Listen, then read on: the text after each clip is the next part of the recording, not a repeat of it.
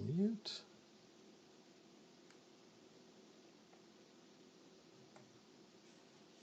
Hello, everyone, and welcome to the live stream.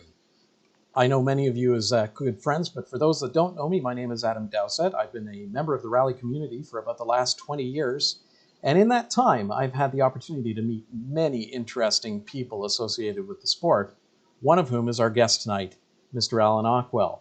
This man needs no introduction in our community, having had his name on the Fiddler Cup multiple times. Alan, thank you very much for joining us this evening. Thanks for having me. Glad to be here. All right, so the format this evening is going to be, we're going to spend about the first half hour or so having a bit of a back and forth, Alan and I. And while that's going on, please get your questions into the live chat, and we'll spend the second half of the stream answering some of those questions. Without further ado, let's get right into it. Alan, you come by your passion for the rally world pretty honestly, having gotten a start very, very early. Talk a little bit about how you got started in rallying. Yeah, that's right. I got started pretty much as early as you possibly can. My parents met each other for the first time at a rally. Literally, that's how they got introduced. It was the Black Bear rally sometime in the 1970s. My mom co-drove in her one and only rally, and my dad was the mechanic assigned to her car. And they got together, and a couple of years later, my brother and I were born. And we literally grew up around the sport. My parents would take my brother and I to a bunch of rallies, especially Tall Pines, every single year, as many times as they could. My dad was a rally mechanic for a number of competitive teams through the 80s. He crewed for Bo Skoranek when he won the Canadian Championship in 86, Sean Bishop through the late 80s, and Barry Letray through the early 90s. And as much as he could, my dad would take my brother and I with them. So we grew up as rugrats running around the service park and stealing sandwiches out of the truck that were meant for the driver and co-driver, things like that. We'd bring our radio control cars and zip around the gravel parking lots and stuff like that. So yeah, we never stood a chance really. It's always just been normal for us to spend weekends at the rallies. Now you took that early passion and you translated it into a tremendous amount of success in the sport. But that doesn't just happen by accident. Nobody just jumps in and is successful right away. You have to translate that passion into a skill set. How did you do that? How did you build your skill set? It started quite early. My father would do navigational rallies with myself and my brother from a very young age. We were doing charity fund rallies from probably about age 8, age 9. And then through my teenage years, my dad would take me with him to do some of the navigational rallies throughout Ontario. Some of the local clubs would organize Saturday night events. We do some of those now and again. And from time to time, we'd enter some of the Ontario Provincial Series navigational events too. So I built up that skill set through my teenage years, the basics of navigation, timing, and in navigational events. Those are actually more complex than they are in a stage rally, but it gave me a really good base, a really good foundation for the stuff you need to do on transits on a stage rally in particular, the math, reading a route book, all those kinds of those aspects of co-driving. Mm-hmm. I had an opportunity to try stage rallying for the first time when I was 18. Mm-hmm. A friend of my brother's who lived nearby in Stouffville, where we grew up, had built himself a car. He needed a co-driver. A gentleman initially asked my brother, because the two of them were really close. My brother said, we should ask Alan. So he phoned me up, said, why not? Sounds like a good time. Bought a helmet, borrowed a suit from my brother, and away we went. Did Tall Pines in 2000. That was my first event. All right. And then 20 years later, you've earned 3 spots or 4 spots. I can't remember on the Fiddler Cup. 5, actually. 5. I'm sorry, 5. Excuse me. No problem. Very few people can claim that. And you've won championships with 2 very fast but very different drivers. Yeah. What do you bring to the table, you think, that... Sorry, let me start this question again. It's fairly unique in our sport to be able to shift gears like that, to adapt quickly to different driving styles and be as successful as you have. Mm-hmm. What unique qualities do you have, you feel, that allowed you to make that transition from Pat to Antoine? Great question. I would say it actually started before I ever sat in the car with either of them. We just spent a few minutes talking about my teenage years doing navigational. From there, once I started doing stage rallies, especially around 2004, 2005, I started doing as many events as I could all over North America with a whole lot of different drivers. Especially 05, 06, 07, I was doing probably 13, 15 rallies a year all over Canada and the United States, Mm-hmm. primarily with John Vanos in Canada, Otis Dimiters in the States, but also I would do one-offs here and there.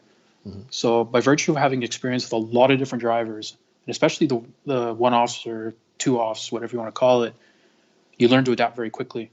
And every driver has their own style, their own preference, how they want the notes called, what they want from the co-driver, intonation, organization outside the car, all different things. You learn to be flexible. You learn to be adaptable. What also helped a lot is I got a job working TV production for Lawrence Partington. My first job out of university, actually. And one of my assignments was on the rally TV shows. I would screen all the onboard video. And at that point, TV2Go was producing all the Rally America events, the X Games, all those with top teams, and a lot of them. And I was getting to watch all the top co-drivers in North America, their entire rally over and over and over again. So I watched every rally 7 times, once for each onboard, each car that had an onboard. And I got to watch Natalie Richard, Christian Edstrom, Alex Gilsomino, a whole bunch of co-drivers, Ole Holter, and looked at what I liked about what they did and how they interacted with the drivers. And I could just take bits and pieces from what I liked and observed from each of them and just put that in my own tool bag. So from my own experience and watching the pros do it themselves, that really helped me be able to make the switch once I started riding in serious competitive cars from one really top driver like Pat to another very top driver like Antoine. As you mentioned, they're very different drivers, very different personalities. Their pace notes are quite different as well. But because I had that background and the familiarity with riding with a whole bunch of different drivers, making the switch from one to the other, it actually wasn't that daunting. As a fellow graduate of the School of TV2Go, you've opened the door for just a little segue here, because I know one of the things that you had the opportunity to do at TV2Go was attend the first X Games that had rally as a part of it. Talk a little bit about your experience there, because as I understand it, it was a pretty wild ride. My first time at X Games, I wasn't competing. I was down with Lawrence and TV2Go with the TV production. The very first X Games was the closest they ever had to a real rally. They had a full day of actual stages out in the mountains north of Los Angeles. And my assignment was director of aerial photography, which meant I got to fly around in a helicopter all day chasing rally cars, which may have been even cooler than actually being in the car itself. And in a nutshell, I would just be directing the helicopter and the cameraman on board. We'd chase the car for 2-3 minutes through a stage, circle back to the start, and catch the next one as the next team took off. We just spent the day flying around, chasing rally cars, dodging massive hydro lines, and flying through the mountains of California. I was about 23, 24 years old. I think my professional career peaked that day because I've never had a better job assignment. I probably never will for the rest of my life. So that was pretty amazing. Absolutely. That was an incredible experience. But you did get back into the cars, and eventually you moved on from TV2Go. Around that time, you started winning championships. Yeah. Talk about that, the first time you hit that pinnacle, that you achieved that. What did that feel like? My first championship was in 2008 with Pat Richard and Subaru Canada, and it was a bit of an odd season. At that point, the Canadian Series only had 6 events, which to me is a pretty healthy number for the Canadian Championship. We had a brand new cars, brand new team, brand new everything, because it was the first year back for Subaru Canada after about a 4 or 5 year hiatus. And it was the hatchback chassis, which was all new rear suspension. So we had to figure out the handling kind of on the fly. And Antoine was running, I believe, in his Tiburon at that point. I think it may have been his last season in the Tiburon. We were very familiar with that car. We knew we were going to be in for a big fight through the whole championship. Mm-hmm. That season, we had a few lucky breaks, a few good rallies, and where we clinched the championship was Pacific Forest Rally. We didn't win the rally. We won the championship, but even though we didn't win the rally, it was one of the most satisfying events of my career because we won the championship, but also how we did it. At that rally, very early on, we had a really bad flat.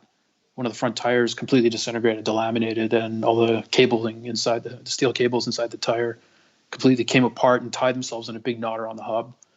So we just had to stop on the stage for about 15 minutes and with a pair of side cutters literally cut these cables off the hub before we could even mount the spare to continue. So the end of the first day, we were dead last. We were down about half an hour or something on Antoine. We were 30th out of 30 cars.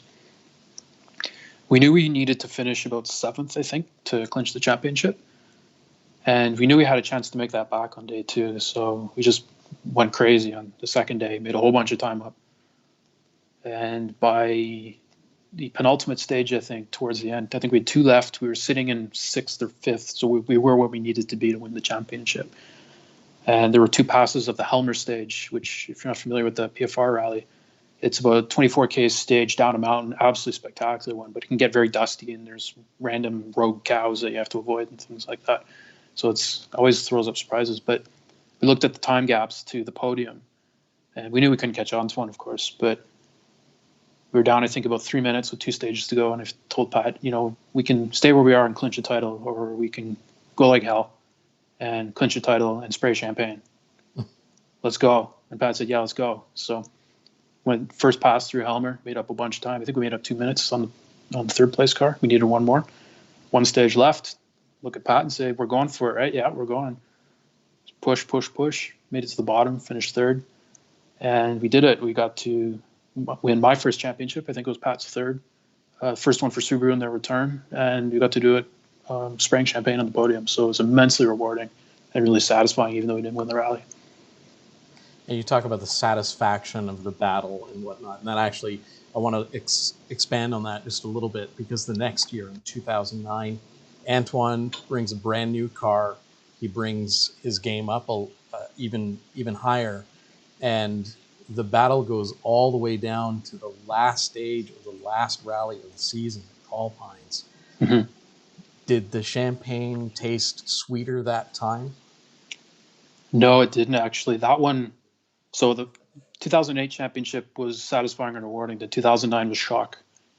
And it was just a function of how that season ended. Like you say, it went literally to the last stage.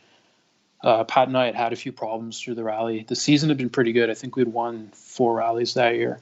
But we had some issues over the course of the rally. We were sitting in 2nd. And on the 2nd last stage of the rally, we watched Antoine take off. He was first car on the road.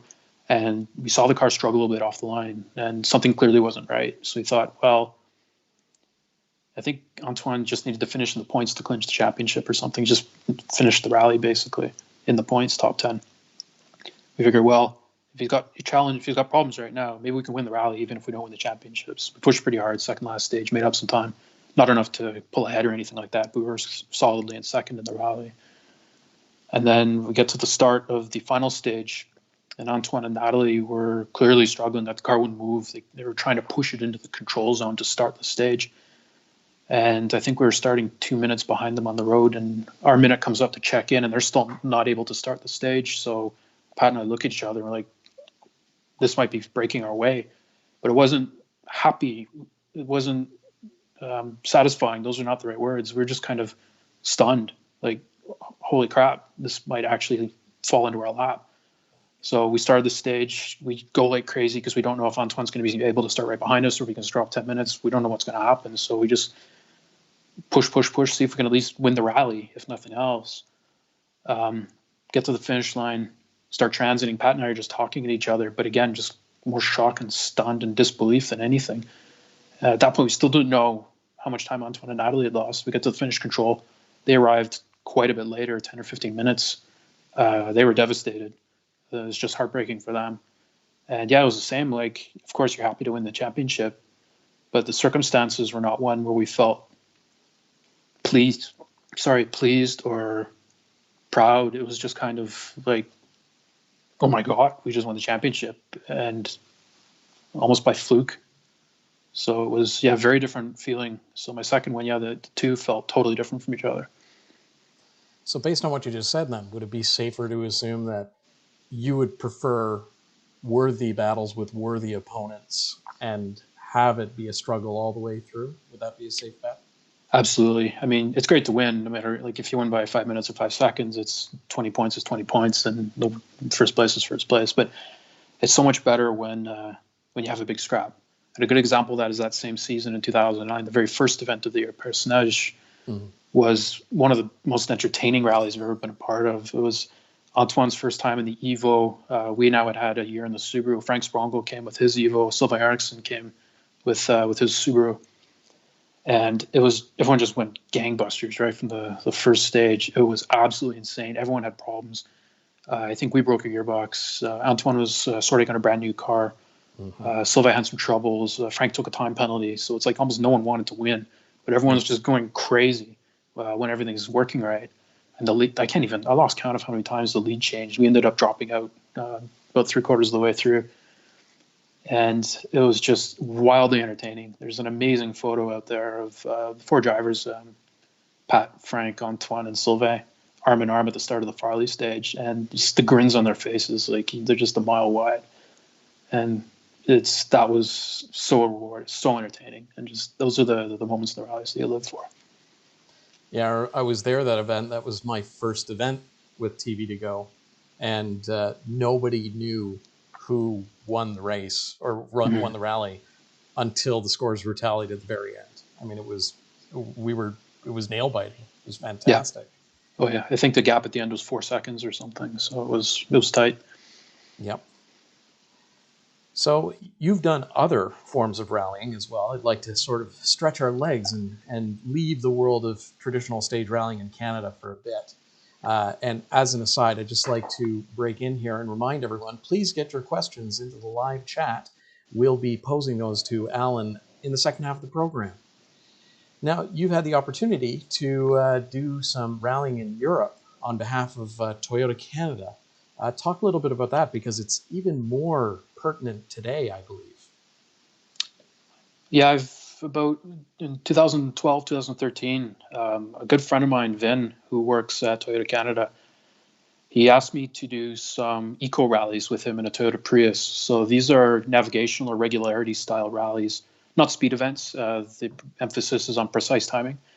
The unique aspect of those eco rallies, though, is the energy consumption of your vehicle is 50% of your total score. So the idea is to be able to stay on course, stay on time, of course, and meet the regularity target speeds where you have to, but do it using as little fuel, burning as little energy as possible. So the first one Vin and I ever did was in Montreal in 2012. And at that point, the FIA actually had a world championship they called it, I believe, the Alternative Energy Cup. It was basically the WRC for eco regularity rallies. And the one North American round was in Montreal. Started right downtown Montreal. We did a lap of the Grand Prix circuit as one of the regularities, and really entertaining event. We ended up winning it. And the deal with the Montreal event is the organizer of the Montreal round and the Monte Carlo round. The organizers had an arrangement where the winners of each other's rallies got an all-expense paid trip to the other one. And Vin and I, by winning the Montreal event, meant the next year in 2013, we got to go to do the Rally Monte Carlo for alternative energy cars. So it was around Easter 2013. Vin and I, we managed to make an arrangement with Toyota France. So we picked up a car from the head office in Paris. Toyota Canada, a few executives and journalists came along for the ride and followed us for the course of the event. We ended up meeting somewhat randomly two guys who were hired by Toyota Germany to do a lot of social media and photography for us. It was like a big kind of Toyota international thing for our team. And it was an amazing event. It's organized by the same group that does the Rally Monte Carlo, the Historic Rally, the Formula One race. It's the same club, same people. You run a lot of the same stages as the WRC. We did the Col de Turini. We did a few stages that are used in other French rallies, Rally du Var, and a few other club events as well. We did night stages. We spent nights in from my hotel room, I could see the hairpin for the Grand Prix circuit. We stayed right in the Fairmont. Nice. We went all over southern France and the Riviera, and we finished. I think we were 5th overall out of about 120 cars, and just incredible experiences. I mean, they're not speed events, so you're not getting the adrenaline kick that you do in a stage rally, but it's a whole different side of co-driving. And as a co-driver, it's one of the types of events that really tests you in a whole bunch of different ways. It's keeping yourselves as close to a perfect time as possible and a regularity in a Prius on the Col de Turini. It's a lot harder than it sounds. It's tough, and it's a whole different skill set you need as a co-driver. And it's just one of many ways that you can test yourself, prove yourself, and get better at the job overall. Given that those types of competitions, like specifically the eco rallies, focus so heavily on energy management on top of all of the usual challenges that you would have with a rally. Mm-hmm. And also given that you have a bit of a reputation for being an extremely organized and analytical type of co-driver, do you think that you are, or what would it be safe to say that you're probably better suited for those types of events than, say, other co-drivers? I'd say it's the opposite. I think the job actually attracts people with those characteristics, those types of personalities. Someone described it once as doing accounting or calculus while falling out of an airplane. So if you have that kind of analytical skill set, but also a little bit of thrill-seeking or adventure side, and you find out about rallying, becoming a co-driver is something that type of person would naturally gravitate to.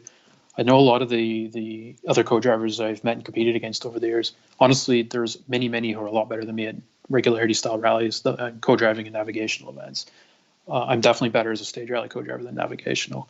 But the co-drivers who do navigational, yeah, in some ways those events are a lot harder as a co-driver because in the TSD and a regularity, you're juggling a whole bunch of balls at once. You're tracking the route, the time, and not just trying to, from a timing perspective, not just making sure it's right or that you're using as little time as possible, being precise, bang on in terms of we're zero, we're up 1/10, we're down 1/10, and in real time, constantly making adjustments alongside the driver. Versus on a stage rally, it's once you're in the stage, it's the pace notes and nothing else. You only really have to think about one thing. It's much higher speed, of course, and the margin for error is zero, but you only have to focus on one thing. So getting back to your original question, kind of straight a bit there, but Okay. I'd say the job attracts people with that type of personality versus the other way around. Okay, I get it. Perfect. Now, you also have had the opportunity, I believe, 3 times to do Targa Newfoundland. The first time with your brother in the touring class, and then with Toyota Canada / Lexus in the big GS 430H or something like that. Just pop question, what is your fondest memory of your time competing on the Rock? Can I pick 2? Is that fair? Say that again? Can I pick 2? Yeah, absolutely. The first one was special. The whole thing was special because I got to do it with my brother, and my dad came along as our mechanic and service crew. And if I'm not mistaken, I think that's the only rally my brother and I have ever actually done together as driver and co-driver. And we ran the touring division in our family's Subaru Impreza wagon, and that year was probably the most competitive touring division there ever was. We finished second, and our total penalty, something like 4 seconds. The winners had, I think, 2 seconds. And the third place team was, I think, 1 second behind us. So it was really competitive, but a very friendly competition. It was Mark and Lawrence Hacking, one of the other teams, and then a local team from Newfoundland who actually won it. Mm-hmm. So getting to do a rally with my brother and my dad along too was special. When I did the full Targa with Lexus, also incredible. The single best moment is we actually got to jump it at one point. And if you've never jumped a 4.5-5,000 pound hybrid, it actually flew pretty well and landed okay, better than I would have expected. But must have been quite a sight from the outside. That was a really good car, and it handled amazing. But it's a big car, and jumping a big car like that, you're not sure how it's going to land, but it handled it beautifully. So. One of my first jobs in the television industry was analyzing the footage from that Targa, and the comments at the end of the stage where you guys jumped the Lexus is something that I'll still smile about for the rest of my days. Now going back from the Rock back to Canada, you've won your championships.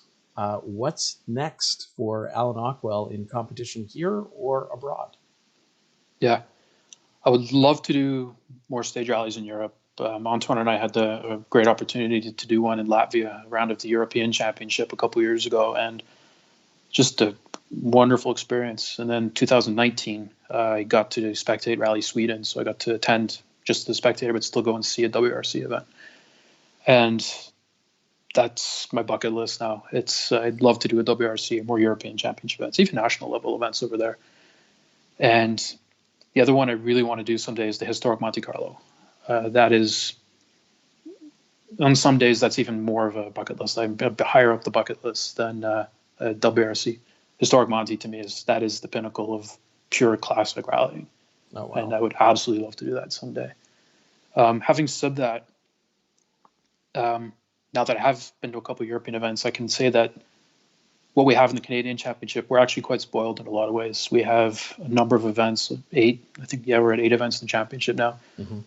The roads we get to run are world class. They really are. We have amazing stages. And the events, the level of organization is fantastic. And I've now had the chance to see how European events run, WRCs. The scale is different, of course. In Europe, it's because rally is a normal sport. They got hundreds of thousands of spectators and millions of dollars for WRC budgets and stuff. So the scale's bigger. But the level of organization and attention to detail and scheduling and efficiency with how things run that we have in Canada is spectacular. And we should hold our heads up high. And I know that when European and American competitors come to Canada to compete, they always leave impressed. Mm-hmm. So I really want to do more in Europe, but what we have here at home is pretty special too. Fantastic, and I couldn't agree more. Had the opportunity to talk to Rhiannon Gelsomino and Robbie Durant, who have done rallies all over the world, and they had very, very high praise for our stage rallies here in Canada. Yep. We're going to shift gears, and we're going to start answering some questions from the live stream if you're game. Sure. The first one here from Matt B. I think I'm going to rephrase this just so that we don't maybe hurt anyone's feelings. Sure. Given your experience and your success level, you're at the level of the sport where you can audition drivers. You can pick and choose which seats you sit in. How do you qualify a driver? What qualities do you look for in a potential ride? Yeah, awesome question. Number one is a driver that gets the most out of the car. And it can be any car, 2-wheel drive, 4-wheel drive, turbo, non-turbo, historic, modern. Drive that gets most out of the car. That's when it's fun. I'll give you a good example of that. About 10 years ago, I did a rally with Peter Cocandro, who's about the same age as me, maybe a bit younger. And he had a nice Mark III Volkswagen, formerly John Nichols car. He asked me to co-drive for him at one rally in Ontario, and I said yes without thinking or blinking about it. And this is after I'd been running with Subaru for a couple of years, because I knew that he will wring its neck and he will get the most out of it. And we DNF'd pretty early, but the couple stages we ran together, obviously not as fast as the Subaru Canada car, but still feels really freaking fast when you're in a 2-wheel drive car and the driver is just absolutely braking at the last instant and getting everything you can out of it. Mm-hmm. That question, by the way, was from Matt B. Sorry, Matt, I did modify the question slightly. And he also responded here as you were saying that he'd pay to see that again. Nick Matthew asks, you've already answered part of this, but maybe you can add one or two more. Nick Matthew asks, what international events are on your bucket list? Mm-hmm. Yeah, so I mentioned Historic Monte Carlo. In the WRC, the ones I would really love to do, Sweden would be top one, or if there's another snow event, like I think next weekend they're in Finland for the Arctic Rally, replacing Sweden. A snow WRC event would be very high on the list. And actually, I would love to do a tarmac rally, a really, really good one. What the San Remo used to be, or the Rally Catalunya, to be honest, I'm not sure if they're still full tarmac. I don't think they are, but the really well-known tarmac events, I've only done maybe half a dozen tarmac stages in my life, but holy crap, are they fun. And the G-forces and the tires break away so quick that it's really a tightrope that you're on all the time between full grip and no grip. It's not like gravel tires where it breaks away more gradually. You really feel the limit when you're on it. So rally, or even Corsica, rally with that. So snow and tarmac, WRC, or a big European championship events like that. Those would be high on my list. Silver Hair Rally asks, is irregularity the same as a TSD? We kind of touched on this already, but maybe if you could point out what the differences are between them. That's a great question. They have a lot of in common, but they're not the same. I would say a navigational rally will generally have instructions that are almost trying to trap you or trick you or lead you astray. They involve a lot of puzzles or map reading or a wide range and variety of instructions that are almost, especially in the expert classes, intended to mess you up. Regularity rallies generally aren't like that. They have the same type of timing, so it's not really a speed contest. It's about precise timing, being at the right place at the right time all the time. But a regularity rally will usually have very straightforward instructions, closer to what you would get in a stage rally. They're not trying to trick you or lead you down the wrong path. Just trying to get you from point A to point B as precisely as possible. The regularity sections would be something like a stage, although not quite as high speed. The average and target speeds you're trying to make are generally higher and high enough to provide a bit of excitement in a streetcar. And they tend to use roads that are very twisty, something that you could use as a stage in a stage rally. So regularity is kind of halfway between a stage rally and a navigational, whereas a navigational is focus and emphasis on really challenging instructions. Stage rally and very high speed. Regularity is somewhere in the middle.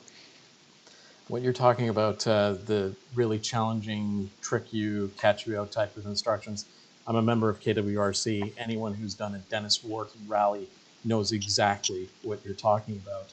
Yep. Expanding on that question just for a little bit, the touring class at Targa, would you consider that more of a regularity in that case? Definitely, yeah. It ran the same route as the full Targa, and during these stages, you weren't going flat out like the Targa cars. They gave you a target time, or target speed, I should say, and your goal was to always be right on that speed as much as possible. The speeds were within speed limits, fast enough to have a bit of fun, but not full speed by any stretch of the imagination. So it was definitely a regularity event. So just because I don't know, did you do the Eco Rally in Europe before doing the Targa Touring class, or vice versa? It was after. So I did the touring at Targa with my brother in 2006, I believe, and then with Lexus in 08. And then in Europe, Vin and I did the Eco Rallies in 2012, 13, and 16. Okay. So did one help you prepare for the other? Definitely, yeah. Having that experience at Targa was hugely helpful in those Eco Rallies, because the timing and the way the event operates is almost the same. So it was, I don't want to call it a warm-up, because it wasn't. My brother and I were trying our best to win the touring class at Targa, but having done Targa first definitely helped when I did the Eco Rallies. Thank you very much. David Cody, president of the MLRC, asks, what would you pick as your personally most satisfying event? Yeah, I spoke about when I won my first championship a few minutes ago. That was very high on the list. The other one, well, there's a bunch. Another one that springs to mind is the Latvian round that Antoine and I did in 2018. For a variety of reasons, we had a car that was a new style of car in Europe. It's called a prototype class. And it's a Ford Fiesta built to a similar spec from a chassis point of view as an R5 car, with basically a Group N Mitsubishi Evo 10 drivetrain. And we didn't really know how competitive the car would be against other like full R5 cars or anything, or how we would do against some very tough European teams. And our better stage times would have put us in the top 10 in the European Championship, in a car that was probably a really nice car, but about 80% of the performance of an R5. And that was satisfying in its own right, going to Europe on their turf, an event we had never been to before, and doing well. And that was satisfying for competitive reasons. But the other thing that was really cool was going over there, myself having never done a stage rally in Europe before, how many people knew us or knew of us that had been following us for years. Top guys in Europe, like Nikolai Griazhin came right up to us at Parc Exposé. He won that rally and came right up to us and talking to Antoine and I as if we've been following our career for years. And that year was the first year after Subaru Canada withdrew from Canadian rallying. And the one question people kept asking us a lot was, so why aren't you with Subaru this year? And that was usually the first question they asked us without us prompting or saying anything. They knew that we were the Subaru Canada guys and that we weren't running that year in Canada. So yeah, it was great from competitive, but just the fact that we got to meet a lot of new people and they knew who we were and they follow the Canadian series, that was cool. I don't think people actually really appreciate, at the risk of repeating myself, I don't think people appreciate how much the Canadian series is actually appreciated in other countries and in other regions. Yeah. You're actually not the first person that's told me they were recognized without being expected to be recognized when they went overseas. Crazy Leo told me the same thing. And although Canadian rallying may not be on the same scope as it is in Europe, I think they see that we have a similar level of passion and commitment to our sport Mhm. that they do. Does the Brothers in Arms thing hold true? Yeah, I think there's a number of things going on. From a purely dollars and cents business standpoint, I think a lot of the big European teams see Canada and US and Mexico as a large, potentially untapped market with a huge pool of potential competitors, sponsorship, new events to run, new championships to win. And I think another big piece of it is, well, the work that you guys do in the TV production for the Canadian series. I don't know if it's still the case, but I know the Canadian Rally Championship TV shows were being shown, I think, on Motors TV in Europe. They were, yeah. And I know a lot of people watched it there and saw it there. And by virtue of that, they were able to follow along, not just online, but we had high quality TV programming of the Canadian series being shown across Europe. And I think that impressed a lot of people. I agree.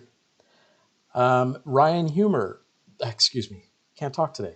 Ryan Huber asks, similar theme, opposite question. What was your most challenging, difficult, or stressful event?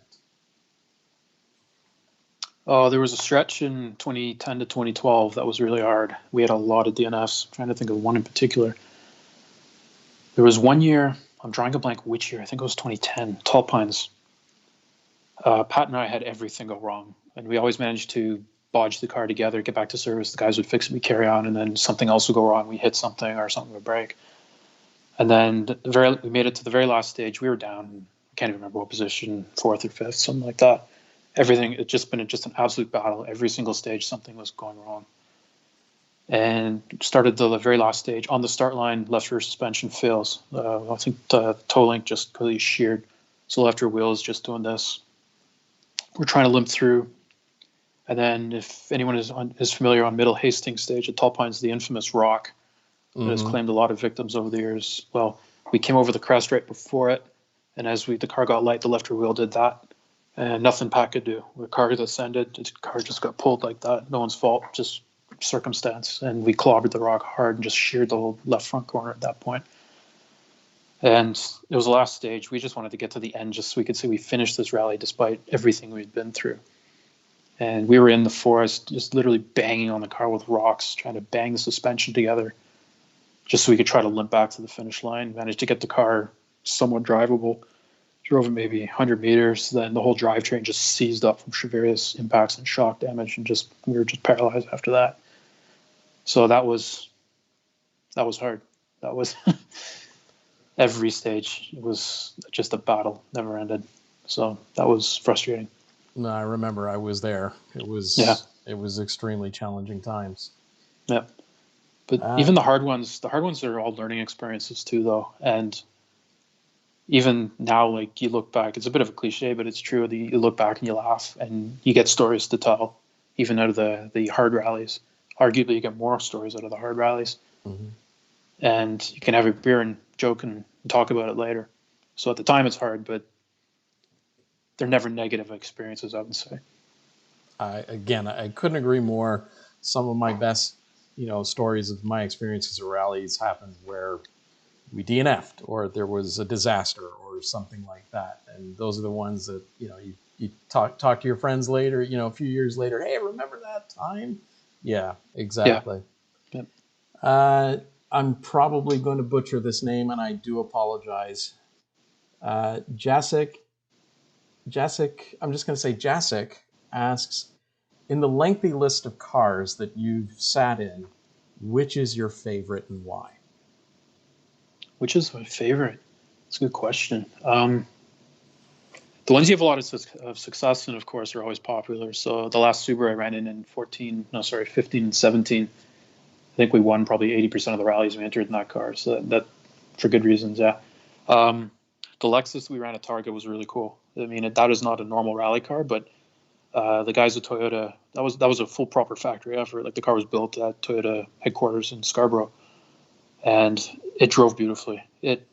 That car, I mean, it was, like I said, it was big, but it didn't feel big when you're racing it. And the handling was dead neutral at any speed. It was perfect, and it just rocketed along. That was a really nice car in a bit of an unusual sense. Wow.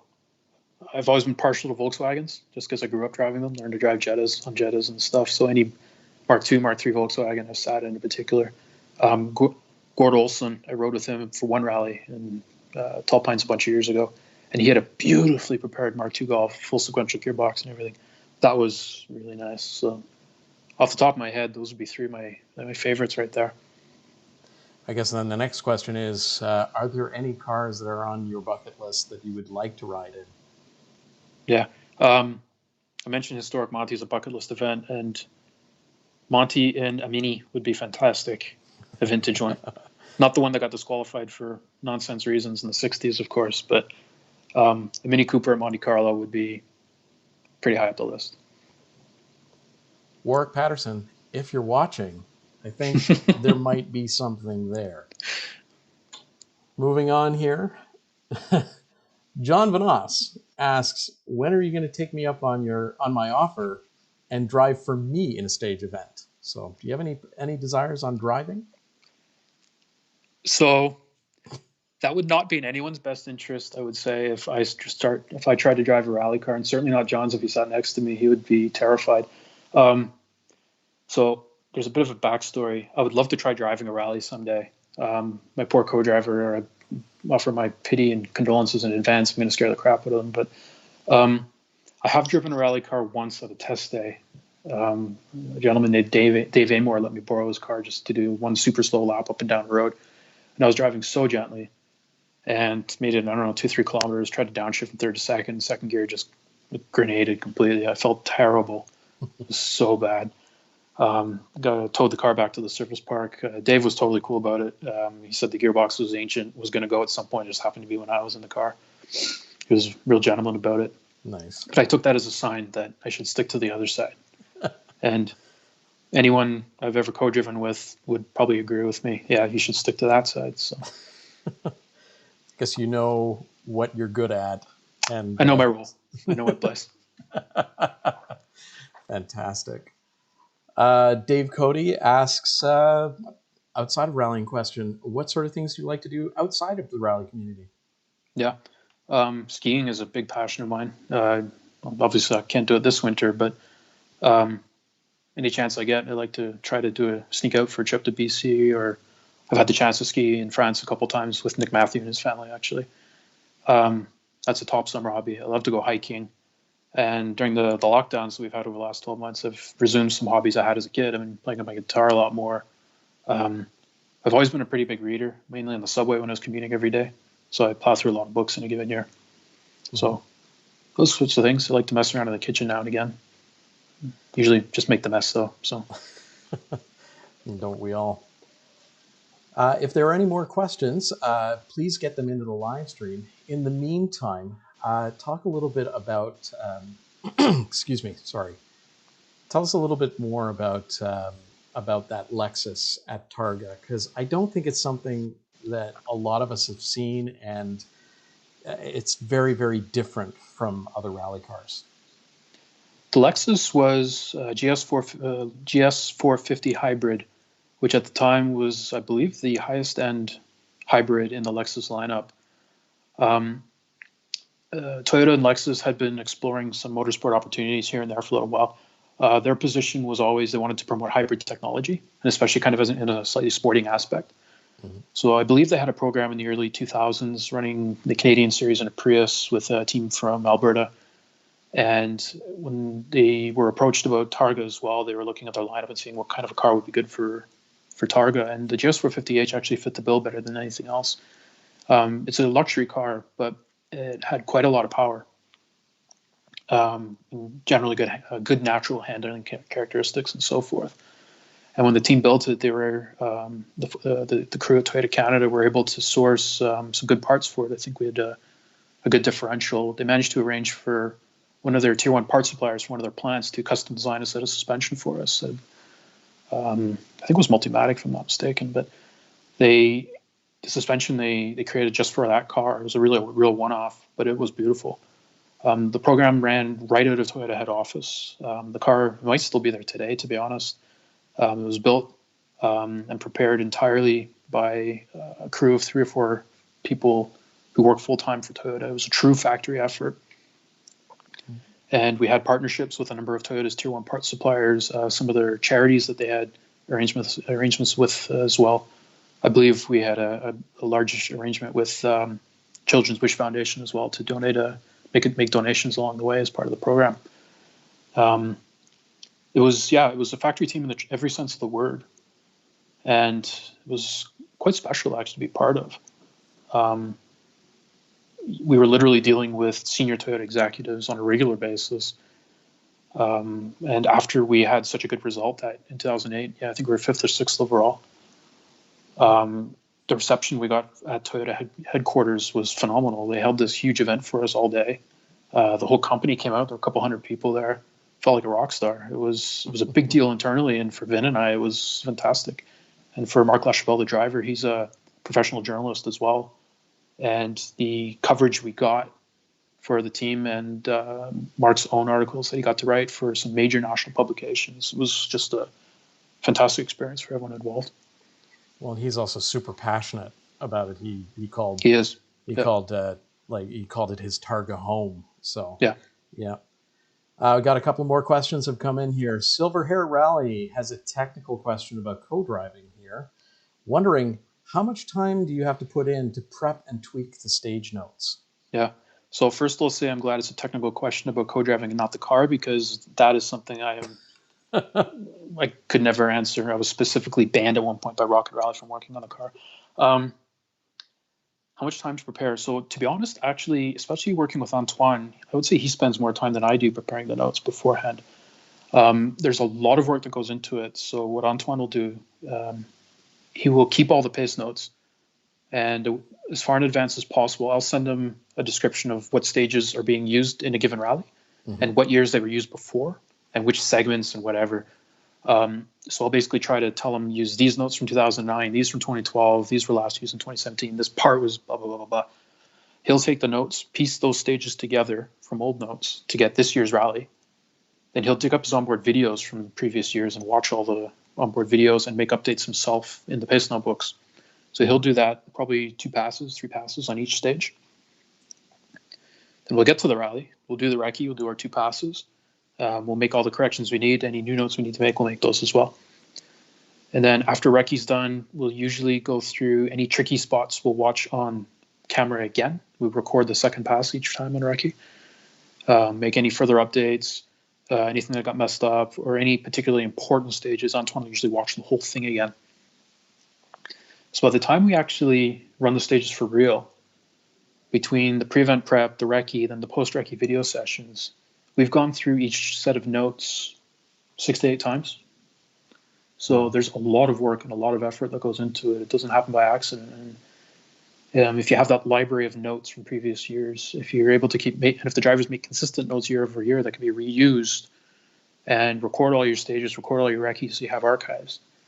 You get a lot more than just the 2 passes of recce. You get multiple passes beforehand by stitching things together from previous years.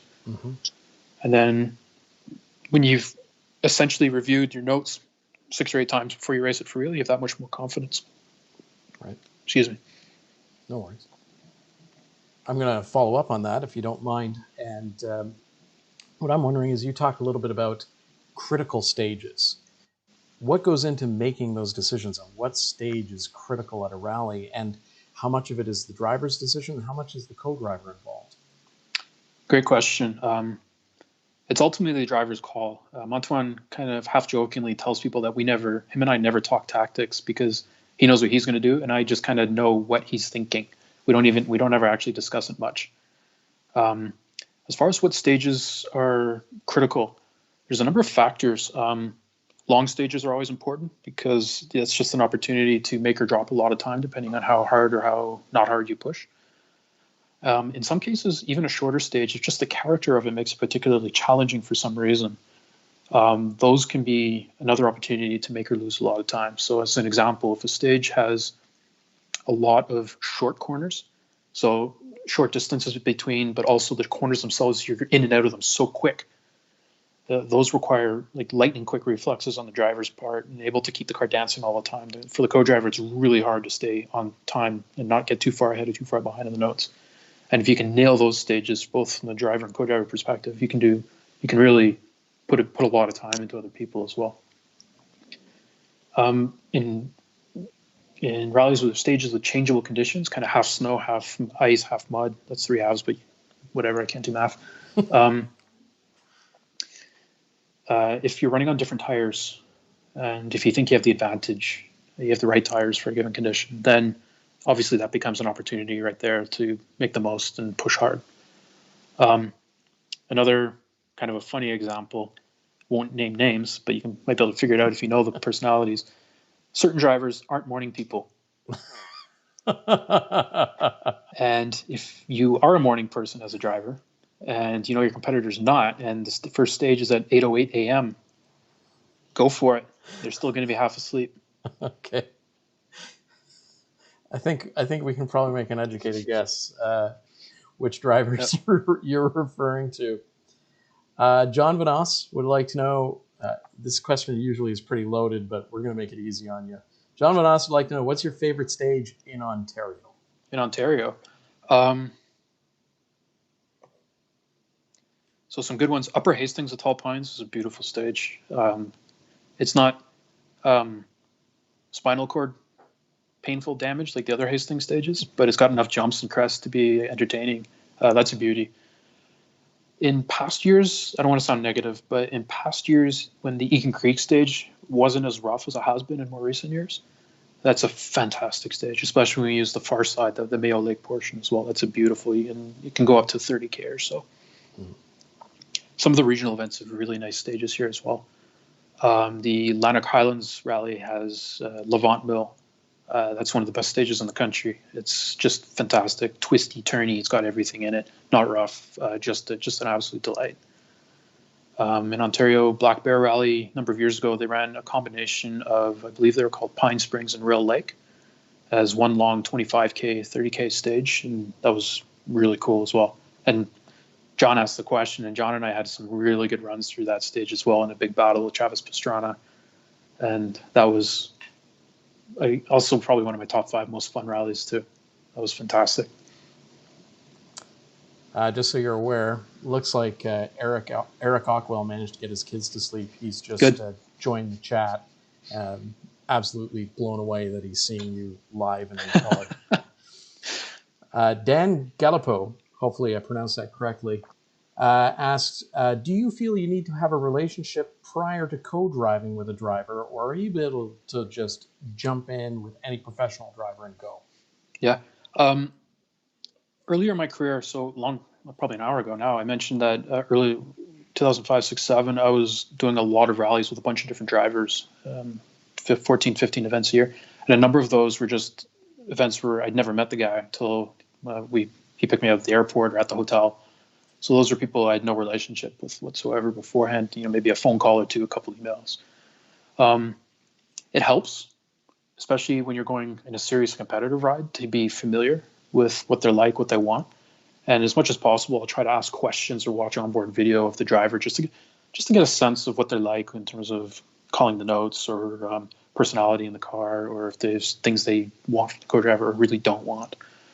But it's not possible to just jump in and go. I mean, I've done it a bunch of times over the course of my career.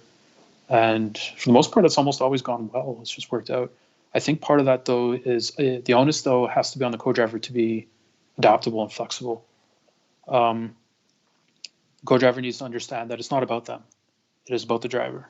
And you have to be able to tailor what you do to suit their needs and their requirements. So you have to be able to, you have to be adaptable. You have to understand that you're there to support them and help them get the most out of themselves in the car. You're a cog in the wheel. You're a cog in the machine. You're a very important cog, but a cog. And ultimately, you have to make sure the driver is comfortable with what you're doing and understands what you're doing, and you understand what they want and can give them what they need when they need it. I guess we have to honor Eric Ockwell's question here. I'm a little scared to hear it, but okay. It doesn't sound like he's trying to punk you here, but I could be wrong. He would like to know, what's your most memorable moment from the service park? From the service park? I'm not sure if statutes of limitations have run out. There was one event where the service park overnight was the single floor underground parking garage of a hotel just outside a major city. And a bunch of teams had set up camp inside the service park overnight, or the parking garage overnight, to do repairs over between the 2 days of the rally. And we had already dropped out. So a bunch of 2-liter Coke bottles were purchased, half the Coke dumped out, tire valve stems jammed in the cap, bottles pressurized to about 200 PSI. We sent them firing through the parking garage like torpedoes. Because we were bored, had a couple days before our flights home, and a truck full of tools and a lot of free time. So that's the kind of thing that tends to happen, and it becomes memorable at the service park, is when you have a lot of free time and a bunch of guys with nothing to do and a whole lot of tools and parts at their disposal, stuff like that happens. All right, we're just about, we're going to be wrapping up very soon. Just a couple of more questions, and then we'll be signing off here. Nick Matthew, without naming names, I'm going to expand on this question just a little bit. Without naming names, are there drivers that you wouldn't sit with again? And I'll add to that, what sort of things would make you not want to sit with a driver a second time? Sure. Honestly, of anyone I've ever sat with, I would ride with any of them again. I've never been in a situation where I felt unsafe or uncomfortable. I mean, there's obviously moments where you're taking big risks, but I always felt that the driver was capable of taking those risks. So, yeah, honestly, through my career, there's no one I would say, no, that person's dangerous and I don't want to do it again. Having said that, I have seen videos of drivers where I would refuse. And they tend to be ones who are in so far over their head. Maybe that's the wrong choice of words. They tend to be drivers that, well, they think they're a lot better than they are. And they think they can take these big risks and get away with it without realizing that it's just sheer luck that they're getting away with it. It's not because of any particular skill. So if I have seen videos and I know of drivers where they drive over their heads regularly, routinely, and have accidents, and those are the types of people, those are the warning signs to watch out for. Extreme overconfidence as a personality. You need some confidence to do it, otherwise you'll just never get in the car in the first place. But if they've got 3 rallies under the belt and they think they're going to take on Antoine Lestage, well, sorry, you're not, and you're probably going to do something stupid trying. Right. Matt B would like to know, do you have any heroes in the sports? Is there a driver or co-driver you look up to? Yeah, within North America, the one I always looked up to was Christian Edstrom. He helped me a lot early in my career, finding rides, especially in the U.S. He was a great mentor to me, and watching his video, he was always the number one co-driver I wanted to emulate myself in terms of how his mannerisms in the car, his professionalism, and how good he was at just every aspect of the job. Might sound a bit funny too, but the other one I've always admired a lot is Natalie Richard. She's been my biggest competitor my whole career. She's kicked my ass, I don't know how many times, a lot more than I can count. But we've always gotten along really well. And watching her video and just interacting with her, I always learned a lot of things to do that I should adopt myself. I stole a lot shamelessly from her, watching her videos, especially riding with Matt and Antoine. So, I mean, there's many. And a lot of people I never competed against directly. People like Ross Wood. I mean, I've known him since I was 3-4 years old.